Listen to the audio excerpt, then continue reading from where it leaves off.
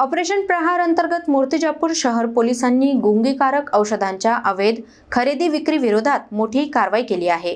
विनापरवाना औषध विक्री करताना एका आरोपीकडून 1.25 लाखांचा प्रतिबंधित औषध साठा जप्त करण्यात आला आहे। मूर्तिजापूर शहरात अवैध औषध व्यापाराविरोधात पोलिसांनी धडक कारवाई करत गुंगीकारक औषधांचा मोठा साठा जप्त केला आहे। ऑपरेशन प्रहार अंतर्गत ही कारवाई 28 डिसेंबर रोजी करण्यात आली। पेट्रोलिंग दरम्यान मिळालेल्या गुप्त माहितीनुसार मूर्तिजापूर शहर पोलिसांनी जुने घरकुल परिसरात छापा टाकला। या छाप्यात नायट्रोसन 10 मिलीग्रॅम या गुंगीकारक औषधांच्या तब्बल 1000 गोळ्या तसेच काही मुदतबाह्य औषधे आढळून आली। अन्न व औषध प्रशासनाच्या निरीक्षकांनी तपासणी करून हा औषध साठा प्रतिबंधित व अवैध असल्याचे स्पष्ट केले।